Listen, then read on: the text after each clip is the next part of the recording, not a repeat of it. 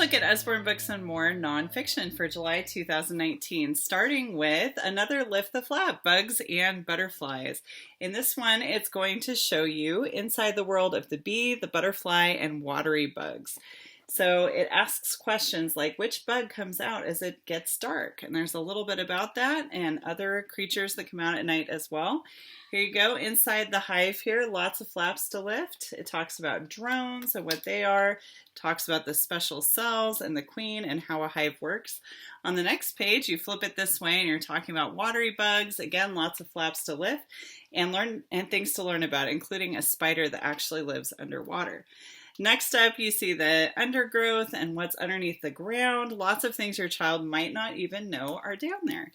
Summer is a great time to explore the great outdoors, so this book can be a valuable asset for you to get your child moving and exploring the world around them. You might even want to take the Usborne Books and More Nature Journal with you while you're at it. Okay, if you'd like to explore further than your backyard, let's look at Home Sweet Home. This one talks about what makes a house a home. And it shows several different homes throughout the world. So not every house looks the same as the house that we live in, and not every home is actually a house. This is a great pairing with Here and There or Now and Then. This is my favorite page because it talks about the windows in Romania that look like eyes and why it does. But this is great for getting your child to think about the world around them and to see beyond their own culture and own country. Next up, we have the Usborne Book of the Moon. Remember that July marks the 50th anniversary of the moon landing, so perfect timing for this book. We actually do have several space books in this new release, so you're going to want to check those out as well. But this is all about the moon, so this will help your child to read, to dream, and to wonder.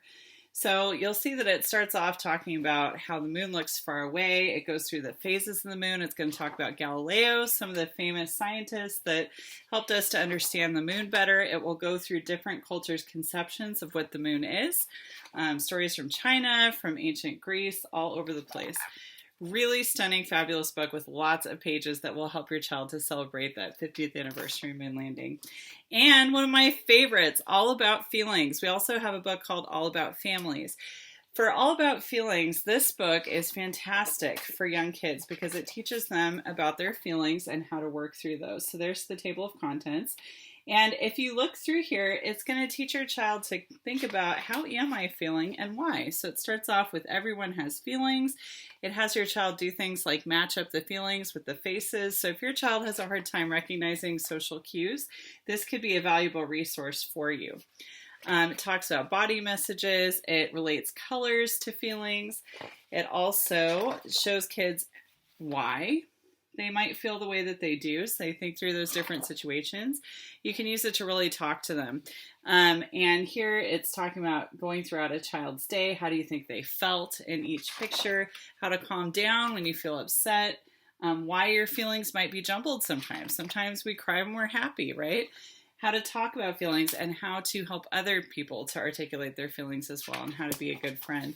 And there's a fantastic resource page at the very end for parents for talking about feelings with their kids. And lastly, we have Top Speed Cars. So for your child who's very interested in mechanics of how cars work, maybe they like looking at the artwork of cars or they love facts, this would be a fantastic choice for them. Thanks for joining me.